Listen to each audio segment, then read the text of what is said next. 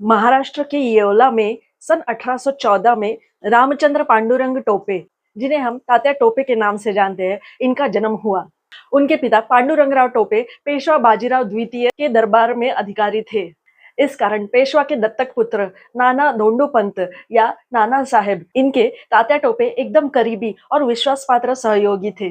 Lord Dalhousie ने सन 1851 में doctrine of lapse लागू किया, जिसके तहत एक दत्तक पुत्र को वंशज नहीं माना जा सकता था, जिस वजह से वह पेंशन जैसे पारिवारिक अधिकार और अन्य सुविधाओं का लाभ नहीं उठा सकता था।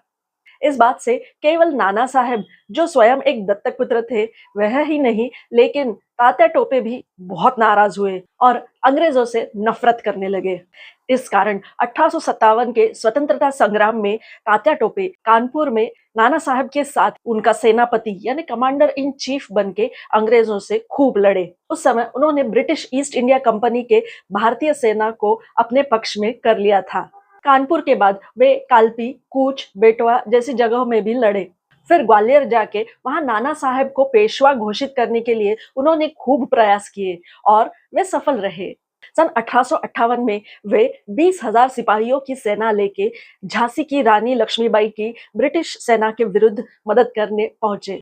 झांसी पर ब्रिटिश ने कब्जा करने पर रानी लक्ष्मीबाई और तात्या टोपे कालपी के लिए रवाना हुए। वहां भी हारने के बाद वे ग्वालियर पहुंचे। ग्वालियर के युद्ध में रानी लक्ष्मीबाई की मौत हुई। उसके बाद करीब 1 साल तक तात्या टोपे अंग्रेजों से लड़ते रहे। अंग्रेज उन्हें पकड़ने में नाकाम हो रहे थे, लेकिन अंत में उन्हीं के एक मित्र राजा मानसिंह ने उनके साथ धोखा किया और उन्हें अंग्रेजों को सौंप दिया। 18 अप्रैल 1859 को तात्या टोपे को मध्य प्रदेश के शिवपुरी में फांसी दी गई। ऐसे साहसी वीर देशभक्त को हमारा प्रणाम। जय हिंद।